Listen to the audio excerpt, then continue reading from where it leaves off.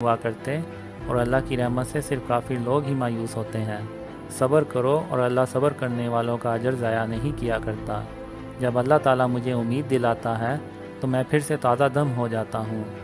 جنوری 2014 میں ایک خواب میں اللہ نے مجھ سے کہا، قاسم میں نے تیری 20 سال تک آزمائش کی، میں دیکھنا چاہتا تھا کہ تو اللہ کی رحمت سے مایوس ہونے والوں میں سے تو نہیں ہے۔ اسی طرح 2003 میں ایک خواب میں اللہ نے مجھ سے کہا، قاسم جب تک میرے وعدوں کے پورے ہونے کا وقت نہیں آ جاتا تو سونے میں بھی ہاتھ ڈالے گا تو وہ بھی مٹی بن جائے گا، مگر جب میرے وعدوں کے پورے ہونے کا وقت آ جائے گا تو مٹی میں بھی ہاتھ ڈالے گا تو وہ میرے حکم سے سونا بن جائے گا۔ 2002 میں ایک خواب میں محمد صلی اللہ علیہ وسلم نے مجھ سے کہا، قاسم اللہ کی رحمت سے مایوس نہیں ہوا کرتے۔ قاسم ایسا ہو ہی نہیں سکتا کہ تم ہو اور انہونی باتیں نہ ہو۔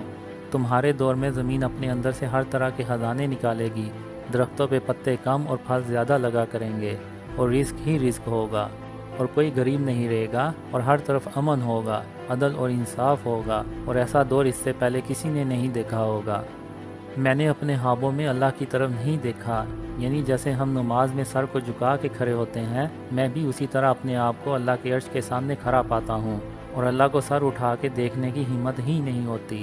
اللہ اپنے عرش پہ ہوتا ہے اور اللہ کی آواز عرش سے آتی ہے، یا پھر اللہ کا نور ہوتا ہے اور اللہ کی آواز اس نور میں سے آتی ہے، یا پھر اللہ آسمان سے مجھ سے ہم کلام ہوتا ہے۔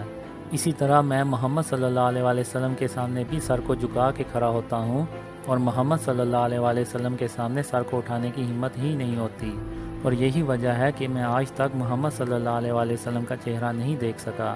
میں نے محمد صلی اللہ علیہ وسلم کا چہرہ دور سے دیکھا ہے، مگر اتنی دور سے کہ محمد صلی اللہ علیہ وسلم کے چہرے کے نقوش واضح نظر نہیں آتے۔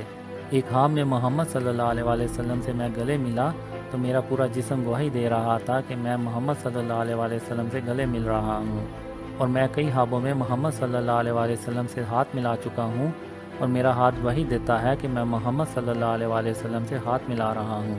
میں نے ستمبر 2015 میں پہلی بار محمد صلی اللہ علیہ وسلم کی آنکھوں میں دیکھا، اور جب میری نظر محمد صلی اللہ علیہ وسلم کی آنکھوں پہ پڑی تو میری نظریں وہیں جم گئیں، اور میں ان کے چہرے کی طرف نہ دیکھ سکا، اور مجھے ایسا لگا کہ جیسے اللہ تعالیٰ نے اپنا سارا نور محمد صلی اللہ علیہ وسلم کی آنکھوں میں بھر دیا ہو۔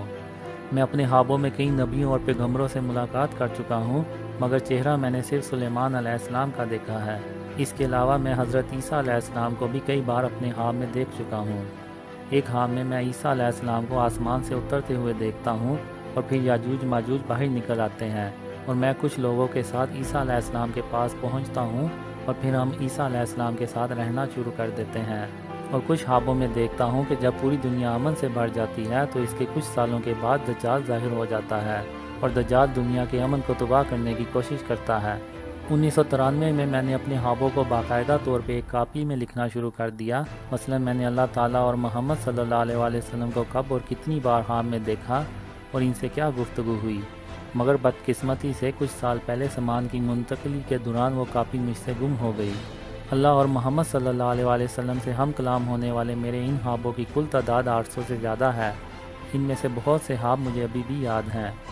آج سے کئی سال پہلے اللہ نے مجھے خواب میں بتایا کہ قاسم رات کو سونے سے پہلے سورہ اخلاص، سورہ فلق اور سورہ ناس پڑھ لیا کرو تاکہ شیطان تم سے دور رہے۔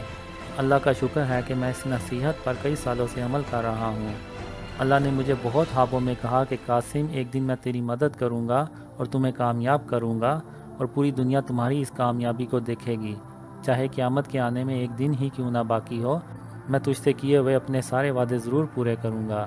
اللہ نے مجھے یہ کبھی نہیں بتایا کہ وہ دن کب آئے گا، اور میں پچھلے 22 سال سے اس دن کا انتظار کر رہا ہوں۔